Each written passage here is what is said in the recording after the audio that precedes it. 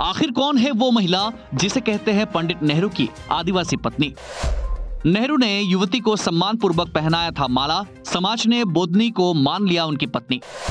समाज से की गई बाहर, जिंदगी भर जीती रही अभिशप्त जीवन।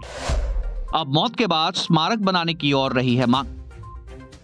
कभी कभार मनुष्य ऐसा कुछ कर बैठता है कि वो दूसरे के लिए अभिशाप बन जाता है। अपने जीवन में भारत के प्रथम प्रधानमंत्री जवाहरलाल नेहरू से भी ऐसा कुछ हो गया था, जिसके कारण एक महिला की जिंदगी अभिशप्त हो गई है और वो महिला जिंदगी भर परेशानी भरी जीवन जीने को बाध्य हो गई। और अब जब वो महिला स्वर्ग सिधार चुकी है तो उसका स्मारक बनाने की बात चल रही है। उल्लेखनीय है कि पूर्व प्रधानमंत्री पंडित जवाहरलाल नेहरू की आदिवासी पत्नी कही जाने वाली बुधनी मंझियान का निधन हो गया है। वो 80 साल की थी। जिंदगी भर बहिष्कार का दंश झेलने वाली बुधनी के स्मारक बनाने की चर्चा हो रही है। 1959 में एक बांध के उद्घाटन के समय पंडित जवाहरलाल नेहरू ने उन्हें सम्मान के तौर पर फूलों का हार पहना दिया था। इसके बाद उनका काफी विरोध किया गया और बहिष्कार कर दिया गया। बुधनी उस वक्त मात्र 16 साल की थी। बुधनी संथाल जनजाति से ताल्लुक रखती थी। कहा गया है कि अपने समुदाय से बाहर उनकी शादी हो गई है और इसीलिए उन्हें बहिष्कृत कर दिया गया। इस तरह पंचेत बांध के उद्घाटन के समय प्रधानमंत्री द्वारा पहनाया गया हार उनके लिए अभिशाप ही बन गया।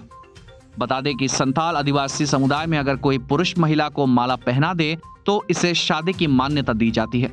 अगर कोई समुदाय से बाहर विवाह करता है तो उसका बहिष्कार किया जाता है। बुधनी की गांव में एंट्री भी बंद कर दी गई थी। वो गांव के बाहर ही एक टूटे फूटे मकान में अपनी बेटी रत्ना के साथ रहती थी। जिस बुधनी मंझियान जीवन भर बहिष्कार की मार झेलती रही, अब उनका स्मारक बनाने की मांग हो रही है। अब लोग बुधनी मंझियान को पंडित नेहरू की पत्नी बता रहा है और उनकी मूर्ति के बगल में एक नई मूर्ति लगवाने की बात कर रहे हैं। वही बुधनी की बेटी की उम्र भी 60 साल की हो गई है। ऐसे में लोगों का कहना है कि उन्हें पेंशन भी मिलनी चाहिए। प्रशासन का कहना है कि अब स्मारक की मांग पर कोई फैसला नहीं किया गया है। 1992 में ही जब बांध का निर्माण शुरू हुआ तो बुधनी के परिवार की जिंदगी तबाह होने लगी। उनकी जमीन बांध में ही डूब गई। हालांकि उनका परिवार बांध के लिए ही मजदूरी करने लगा। इस प्रोजेक्ट में वो पहली अनुबंधित मजदूर थी। 5 दिसंबर 1959 को जब डैम का उद्घाटन हुआ तो पंडित नेहरू के हार पहनाने की वजह से वो नई मुसीबत में घिर गई। बुधनी को पंडित नेहरू के स्वागत के लिए चुना गया था। 1962 में बुधनी के साथ ही अन्य अनुबंधित मजदूरों का कॉन्ट्रैक्ट खत्म हो गया। इसके बाद वो बंगाल के पुरुलिया चली गई और मजदूरी करने लगी। वही बुधनी ने एक मजदूर सुधीर दत्ता से शादी कर ली।